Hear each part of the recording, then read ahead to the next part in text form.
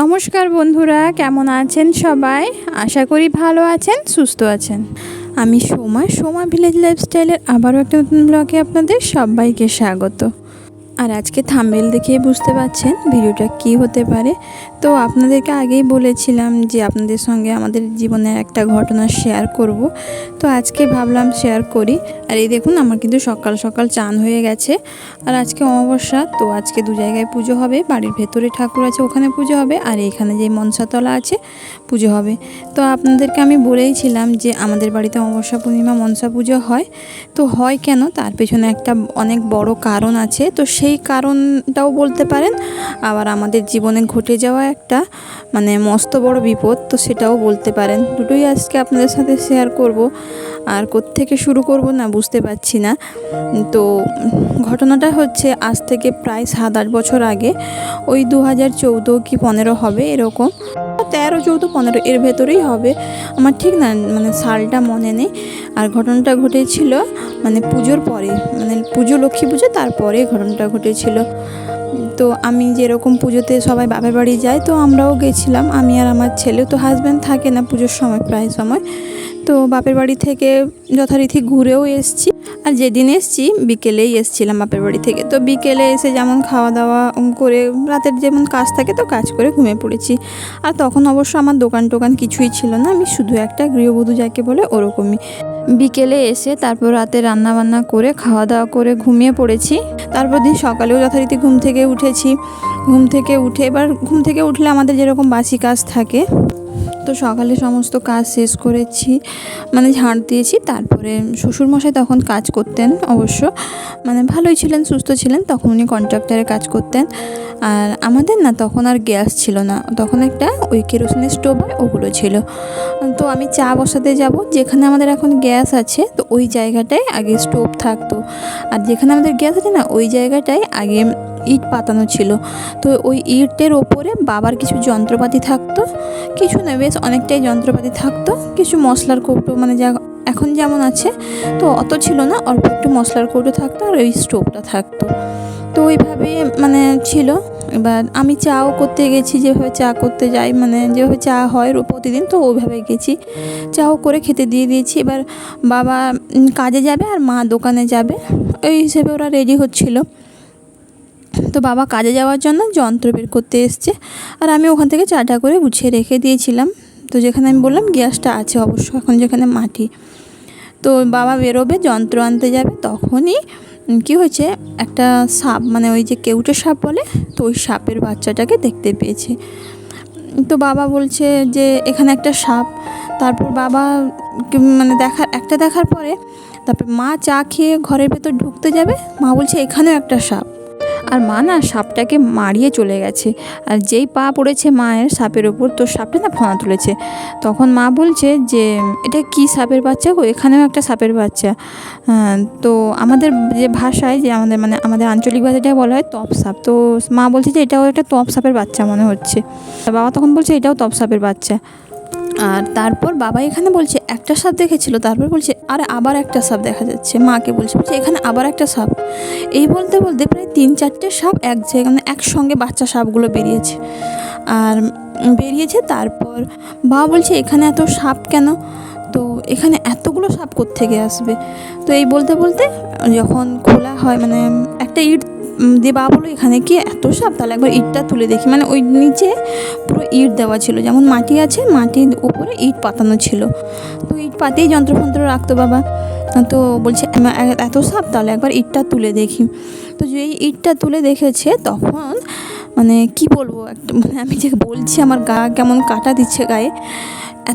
ভয়ানক দৃশ্য একটা, ওখানে সাপের ডিম, সাপের বাচ্চা সমস্ত ভর্তি।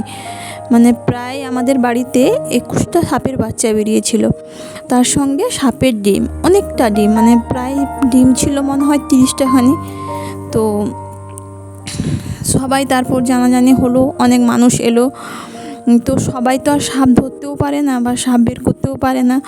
আর লোকে বলে যে শত্রুর শেষ রাখতে নেই। তো সাপ এই কেউটের সাপ যদি আমরা ছেড়ে দিই ওখানে, বা আর তখন না ওই সাপ ধরার বা মানে সাপকে যে ধরে নিয়ে চলে যাবে এরকম কোনো জানাও ছিল না আমাদের, মানে কী বলে রেস্কিউ করা ওটা কিছু ছিল না, যে সাপ দেখেছে ওখান থেকে রেস্কিউ করবে ওইভাবে না কোনো জানা ছিল না।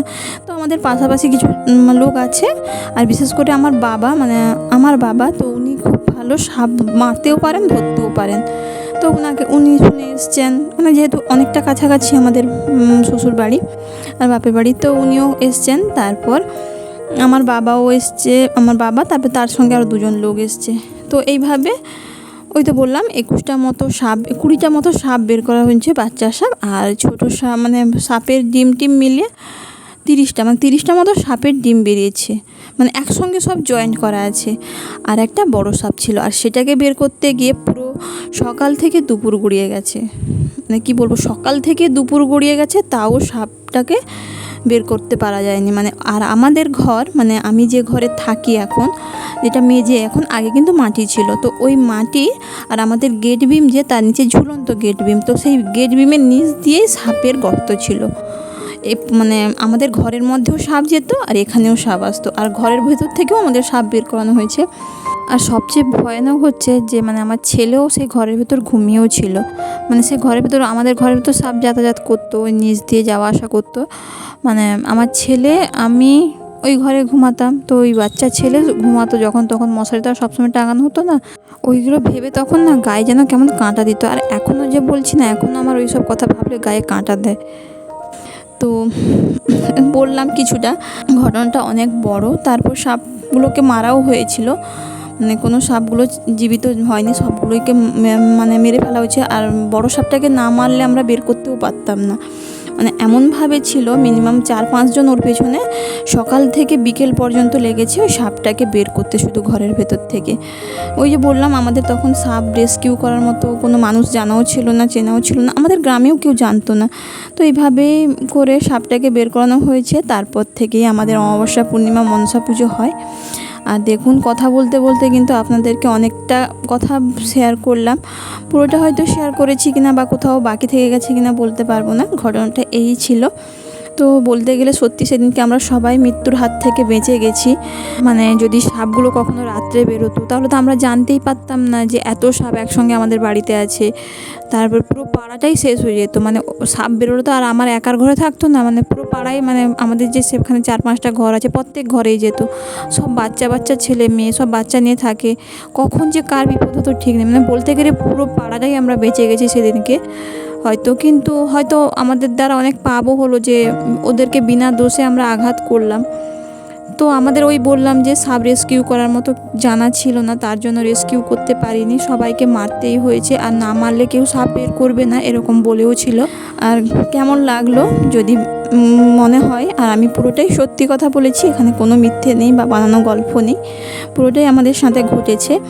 এবং এখনও সাপের কথা শুনলে বা সাপের নাম শুনলে, সাপ দেখলে আমি প্রচণ্ড ভয় থাকি, মানে সাপের প্রতি একটা যে মানে ভয়, সেটা আমার অনেক গুণ বেড়ে গেছে আগের থেকে।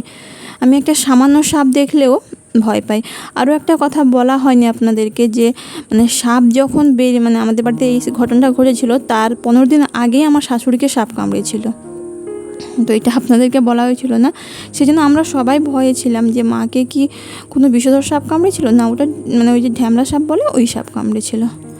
আর এই দেখুন বেরিয়েছিলাম, আর এই যে সাবানটা দেখালাম এটা হচ্ছে বাসন মাজা, মানে ঠাকুরের বাসন মাজার সাবান। তো অনেকেই জানতে চেয়েছিল, বিশেষ করে একজন সাবস্ক্রাইবার বন্ধু আমাকে 2 বা 3 বার বলেছে, তো ওনার জন্য সাবানটার ছবি দিয়ে দিলাম। আর এটা দোকানে, আমার শ্বশুরমশাইয়ের দোকানে গিয়ে সাবানের ভিডিওটা করেছি, তো দিয়ে দিলাম। আর এখানে এই যে তারপর চলেও এসেছি, আর আস্তে আস্তে না 2টো বেজে গেছে। তারপর এই যে খাওয়া দাওয়া করলাম, বাবাকে খেতে দিলাম, বাবা একটা কাজে গেছিলো, তো বাবাকে খেতে দিলাম, তারপর আমি খেতে বসবো। আর মার খাওয়া হয়ে গেছে। আর আমি গেছিলাম না ওই নেটওয়ার্ক মার্কেটিংয়ে কাজ করি, ওর প্রোডাক্ট তুলতে, তো ওই প্রোডাক্ট তুলে নিয়েই এলাম। তারপর আস্তে আস্তে 2টো বেজে গেছে, তো এখন খাওয়া দাওয়া করে নেব। আজকের ব্লগটা এ পর্যন্ত, ভালো লাগলে সাবস্ক্রাইব করে দেবেন।